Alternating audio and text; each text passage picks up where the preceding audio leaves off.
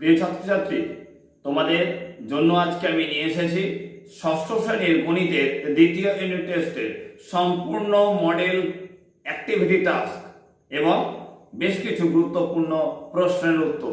তোমাদের বলে রাখি, সম্পূর্ণ ভিডিওটাকে কোনো রকমভাবে স্কিপ না করে দেখো এবং বোঝার চেষ্টা করো যে তোমাদের পরীক্ষার জন্য কোন ধরনের প্রশ্ন সবচেয়ে গুরুত্বপূর্ণ, সেগুলোকে অবশ্যই তোমরা প্র্যাকটিস করে যাও। তো চলো দেখে নিই ষষ্ঠ শ্রেণীর গণিতের দ্বিতীয় ইউনিট টেস্টের মডেল কোশ্চেন এবং তার উত্তরগুলো।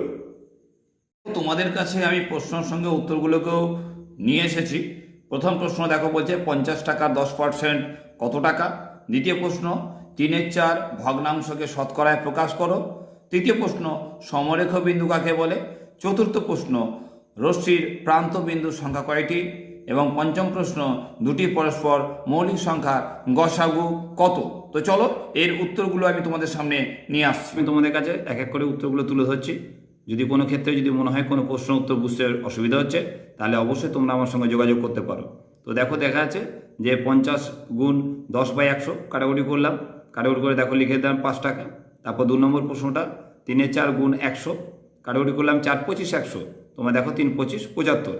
তারপর 3 নম্বর প্রশ্ন, যদি 2-এর অধিক বিন্দু একটি সরলরেখার উপর দিয়ে যায় তখন তাকে সমরেখ বিন্দু বলে। 4 নম্বর প্রশ্ন প্রান্ত বিন্দুর সংখ্যা হবে একটি। আর 5 নম্বর প্রশ্ন দুটো সংখ্যার এই দেখো গসাগু হবে কত, 1 হবে। 2 দাগের প্রশ্নগুলো দেখে নাও। শূন্যস্থান পূরণ করা। 3 এবং -3-এর মধ্যে অন্তর কত। তারপর -11 প্লাস -3 এর মান কত। -9 মিটার উপরে ওঠার বিপরীত কত হবে। আর 0.28 ভগ্নাংশটির শতকরায় প্রকাশ করে কত পাই।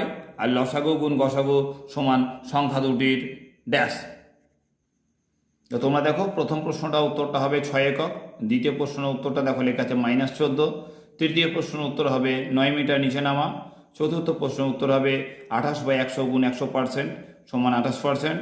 আর চতুর্থ প্রশ্নটা যেটা রয়েছে, চতুর্থ বা পঞ্চম প্রশ্ন যেটা রয়েছে, তার উত্তর হবে সংখ্যা দুটির গুণফল। এরপর দেখো 3 দাগের প্রশ্নটা রয়েছে। প্রথমে একটা সলভ করতে বলা হয়েছে। -20 এর বিপরীত সংখ্যা মাইনাস, আবার ব্র্যাকেটে -7 এর বিপরীত সংখ্যা, আবার মাইনাস, ব্র্যাকেটে -8। তারপর 2 দাগেরটা সংখ্যা রেখার সাথে যোগ করতে বলা হয়েছে। +9 -17 এই প্রশ্নটা, অথবা -6 আর +11 এটা করবে।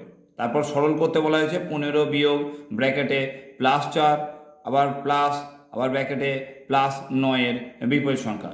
এই জায়গায় তোমাদের অবশ্যই বলে রাখি যে তোমাদের যে গুরুত্বপূর্ণ প্রশ্নগুলো দিচ্ছি এবং এরপরও দেবো এক্ষুনি, তো সেই প্রশ্নের উত্তরগুলোকে সম্পূর্ণ তোমাদের যদি পেতে ইচ্ছা করে তাহলে অবশ্যই তোমরা আমার সঙ্গে যোগাযোগ করতে পারো। অবশ্যই আমার চ্যানেলটাকে সাবস্ক্রাইব করে রাখবে এবং বন্ধু বান্ধবের মাঝে অবশ্যই শেয়ার করবে। তো চলো পরের প্রশ্নগুলো দেখি। তো দেখো এখানে 4 দাগের প্রশ্ন দেওয়া আছে। একটি বিশেষ ধরনের পিতলে 70% তামা ও বাকি দস্তা আছে।